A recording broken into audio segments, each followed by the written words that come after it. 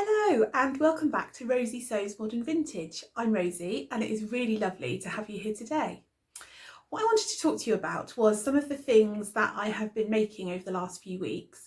I thought that I hadn't really made that much, and then I've been making a list and there was actually quite a substantial amount of stuff that I've made. So I thought it must be time for a video to show you all of the things. So let's get right to it.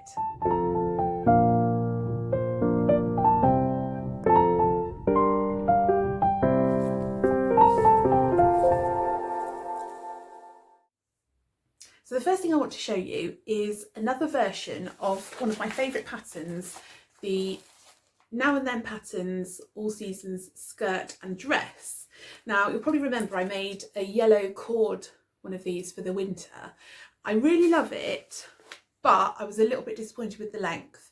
I did lengthen it by 2 inches, but I still felt that it was not the most flattering length on me. I decided that I wanted to try and lengthen it a little bit more. So I'd lengthened it by 2 inches. I added another 5 inches of length.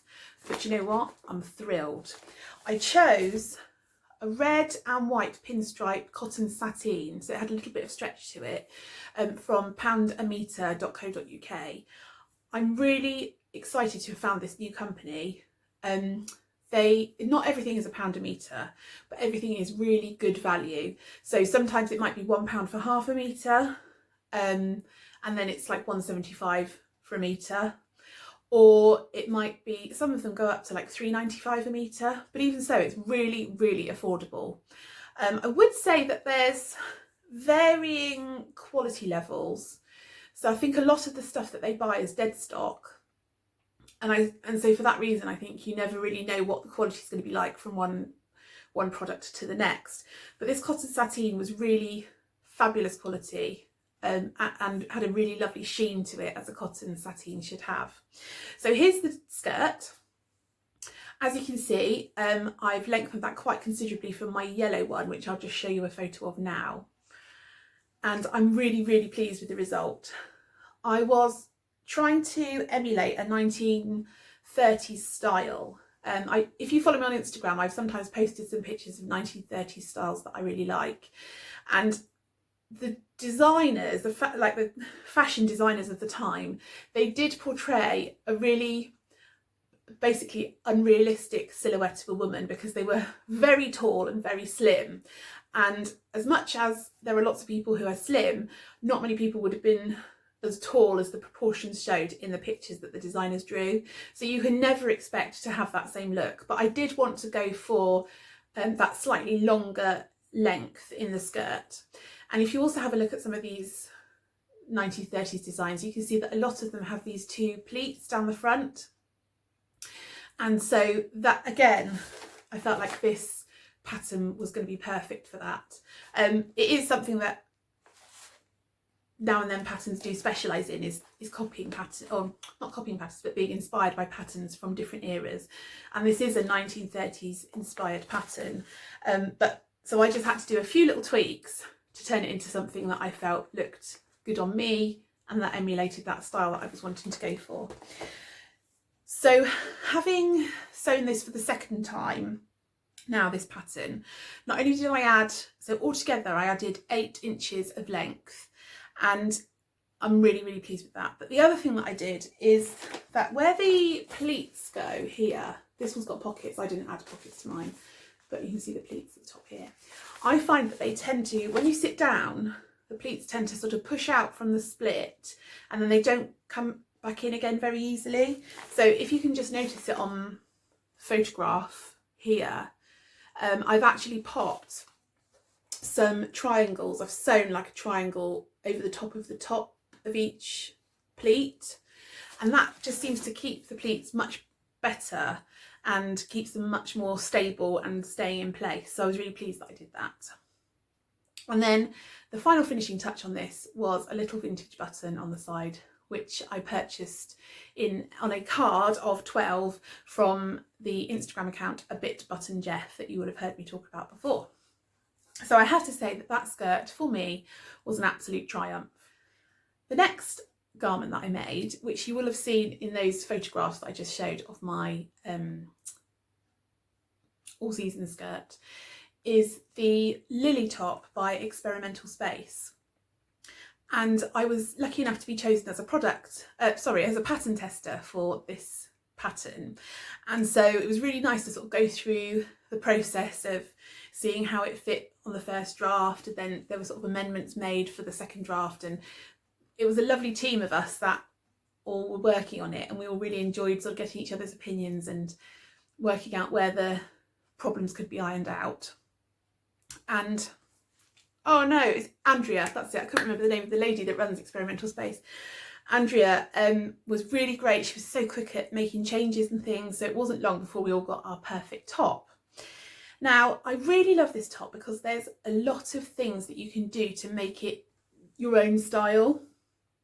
So as you can see on the pictures, there's a ruffle, and the ruffle comes across the shoulder and up behind the neck and then back to the other shoulder, which is really, really pretty. But you could also use different features there, so you wouldn't have to do a ruffle. You could use like a binding or piping there, or as the lovely Specky seamstress suggested, a pom-pom trim. I mean, that would look fantastic, wouldn't it? So I'm thinking that I'm going to have to do a pom-pom trim. She also said about fringing, which you could do. I mean, the possibilities are endless, or you could just leave it plain. So I really, really liked that. Andrea was also doing her first pattern in extended sizing, which I'm always really excited to see from designers.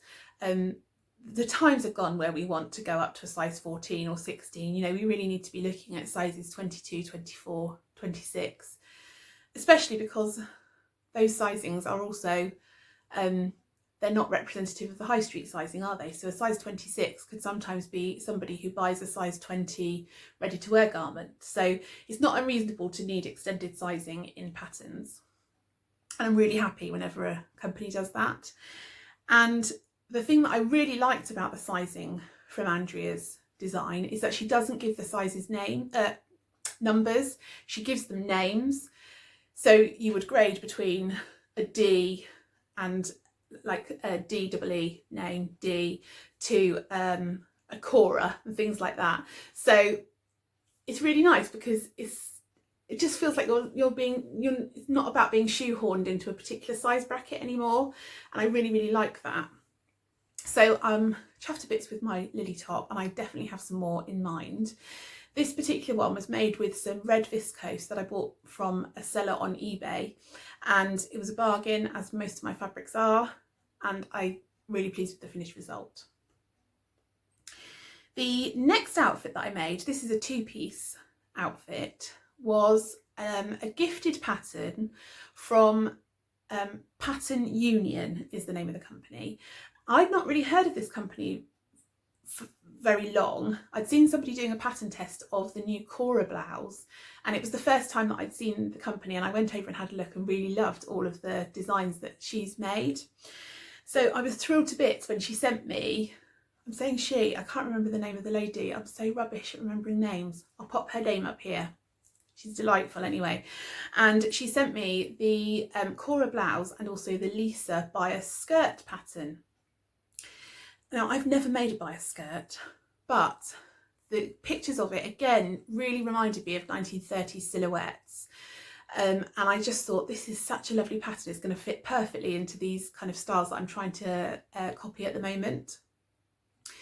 As you can see from the pattern picture, it's a bias skirt. Now, normally a bias skirt is just made from one piece of fabric that's cut on the bias and then sewn down one seam, possibly, you know, two equal sized pieces sewn down either side to have side seams.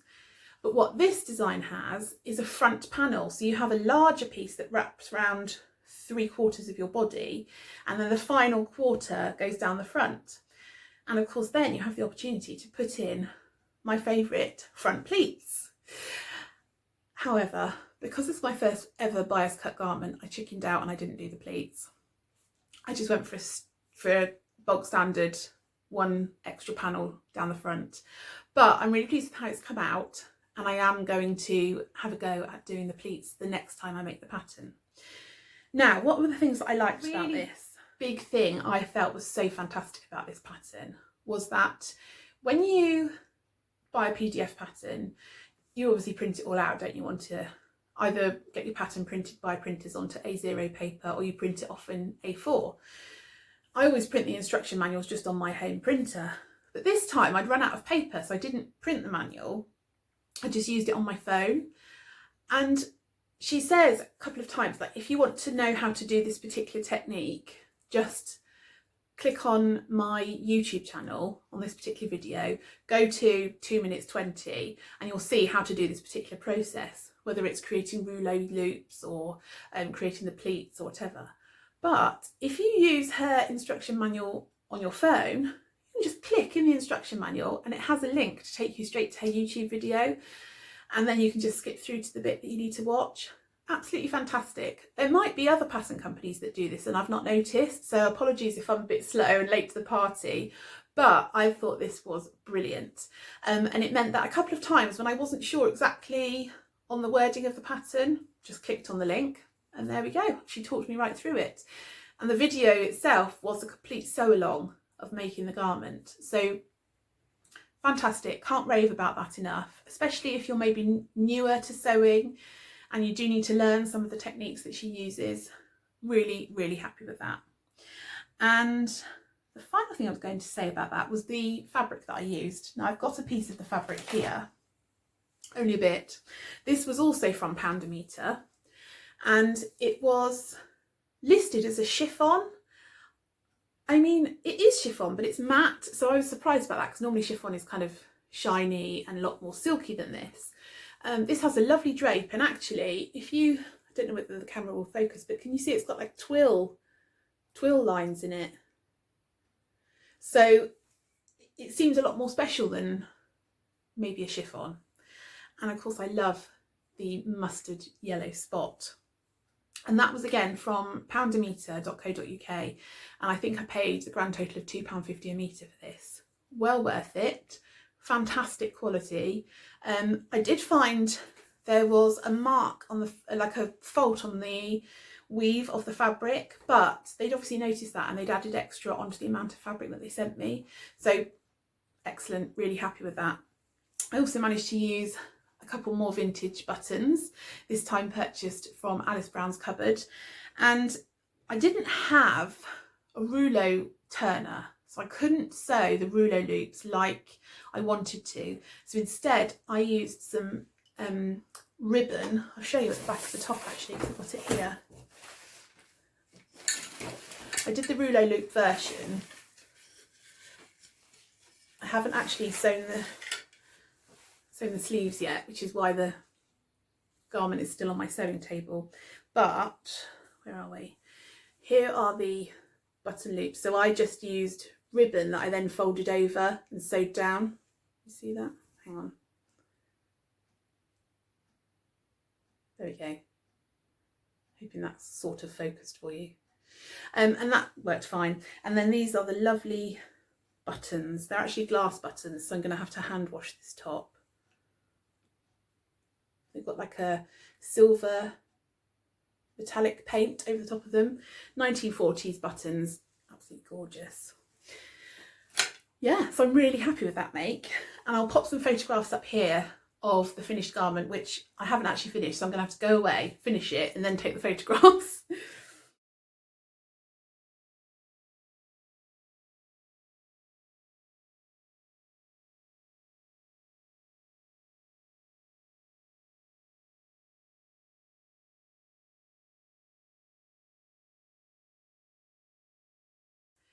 The final garment that I made was this gorgeous, if I may say so myself, green gingham circle skirt, which I've just put a picture up of now. Now, I can't remember who it was on Instagram that first suggested making a circle skirt out of a tablecloth. If it was you, please comment below, and because I would love to give you credit. But as soon as I saw the idea, I just thought, this is brilliant. I always struggle to make circle skirts because being plus size and also being a bit taller than average, and because I like my skirts a little bit longer, it was really hard to find a fabric that was wide enough. And then if it wasn't wide enough, I'd obviously have to cut it from 2 pieces rather than 1 piece, which is what you're supposed to do with a circle skirt. And it's just kind of put me off. I couldn't be bothered with all the faff of it. Anyway, so when I saw this idea to use a circular tablecloth and turn it into a skirt, I was sold on that. Now, it's a bit complicated to explain how to do it by talking, so I will put calculations below on how to do it. But basically, you have to work out your waist diameter, which is basically if you drew your waistline as a circle with your circumference being, like for me it's 38 inches, you want to work out the diameter, which if you put a pin in the middle of your circle, it will be how much, how far the distance is from the middle to the outside of the waist circumference. So for me, I'll put a calculator down below, a link to the By Hand London calculator, so that you can work it out yourself. But for me, my diameter was 5 inches. Now obviously that's from the middle of your waist to the outside, so we need to double that, so that's 10 inches. Then I knew that I wanted a 30-inch skirt. Well, if you have a 30-inch skirt, you want to have 30 inches going at the front of your skirt, and you want 30 inches at the back of your skirt. So you have to double that, which is 60 inches. So I've got a 10-inch waist diameter, 10-inch, which is 2 times the diameter, and then I've got 60 inches of the length. That comes to 70 inches. So I managed to find a 72-inch round tablecloth for a very, very reasonable price. The quality isn't great, but as a first-time experiment, I was really happy with that. Anyway, I'm thrilled. It was so easy. I literally made it in about half an hour, and making any garment within half an hour is an achievement, but to come out with a brilliant circle skirt at the end of it, I was really happy. And you can tell by all my twirly pictures that I'm putting up here now. So I think that is everything that I wanted to tell you about what I've been sewing. And I also wanted to say that the next time I'm on here, I'm going to do a part 2 of my sewing with scraps, small projects for when you're bored in lockdown, those kind of things. And so stay tuned for that, because I'll have that coming out next week. Anyway, in the meantime, have a lovely day everyone, and I will see you very soon. Happy sewing. Bye.